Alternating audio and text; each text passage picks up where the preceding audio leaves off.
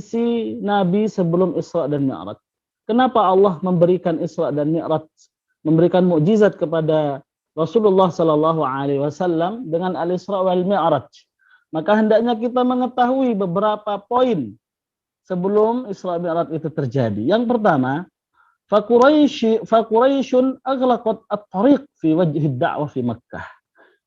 Ini yang perlu diketahui Bapak Ibu yang dirahmati Allah, orang-orang Quraisy telah menutup rapat pintu dakwah di kota Mekah. Jadi semua dakwah baginda Rasulullah sallallahu alaihi wasallam pada saat itu ditutup, tidak diizinkan, tidak diperkenankan dan tidak diperbolehkan. Yang kedua juga ahkamat al-hisar bidad dakwah wa rijaliha. Al-hisar, blokade, pemboikotan ini semakin kencang ya, semakin kuat terhadap dakwah yang dibawa oleh baginda Rasulullah sallallahu alaihi wasallam dan kepada rijaliha, kepada orang-orang yang membawa visi misi dakwah. Ya, jadi mereka semakin diperketat, mereka semakin dibatasi ruangnya sehingga mereka tidak bisa bergerak. Belum lagi saat sebelum terjadinya Isra dan Mi'raj, faqadan Nabi ammahu asy-syafiq. Ya, wa tajara al-musyrikuna alaih. Ya, Rasulullah sallallahu alaihi wasallam kehilangan pamannya yang amat sangat mencintainya. Dan orang-orang musyrik mulai sudah berani, tajarra, mulai sudah berani. Sebaginda Rasulullah sallallahu alaihi wasallam saat menyampaikan dakwahnya, hampir tidak ditemui orang-orang yang menentang. Hampir tidak ditemui orang-orang yang mencegah dakwahnya karena mereka segan dan mereka takut kepada paman baginda Rasulullah yaitu Abu Thalib. Beliau meninggal, paman Rasulullah ini, maka orang-orang musyrik semakin berani melawan Rasulullah. Belum lagi Rasulullah kehilangan istrinya yang amat sangat dicintainya.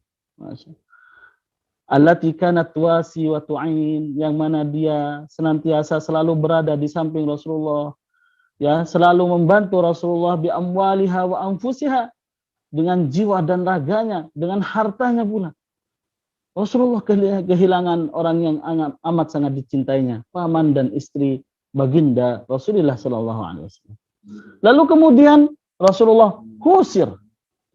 Rasulullah pun diboikot, diblokade ya selama 3 tahun lamanya. Saat itu Rasulullah mempunyai asumsi barangkali kalau hijrah ke Taif dia mendapatkan pertolongan, entah materi ataupun dapat dukungan dari mereka, tempat tinggal yang aman untuk para pengikut-pengikutnya.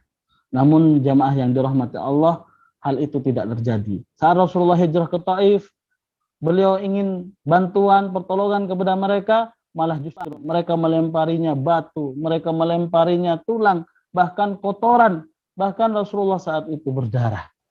Makanya Rasulullah Shallallahu Alaihi Wasallam mana lahu fit Taif, apa yang beliau dapati di Taif yang berupa luka dan rasa sakit. Kemudian jemaah sekalian yang dirahmati Allah, ja'at rihatul Isra wal Mi'raj. Datanglah Isra dan Mi'raj, mukafa'ah wa minhah rabbaniyah, sebagai pemberian, sebagai balasan dari Allah Subhanahu wa taala dari apa yang telah Rasulullah sallallahu alaihi wasallam dapati sebelum-sebelumnya. Masya Allah. Jadi Bapak Ibu yang dirahmati Allah, sekalipun yang kita dapati saat ini begitu amat sangat berat, entah ujian kepada keluarga kita, istri, anak-anak kita, suami kita, bersabarlah. Ketahuilah bahwasanya di belakang itu, di balik itu semuanya ada kebahagiaan. Inna ma'al usri yusra. Sesungguhnya bersama dengan kesulitan itu pasti ada kemudahan. Sebagaimana Rasulullah Sallallahu Alaihi Wasallam setelah mendapati begitu amat sangat banyak sekali ujian-ujian, Rasulullah pun diberikan hiburan oleh Allah Subhanahu wa taala dengan perjalanan Isra dan Mi'raj.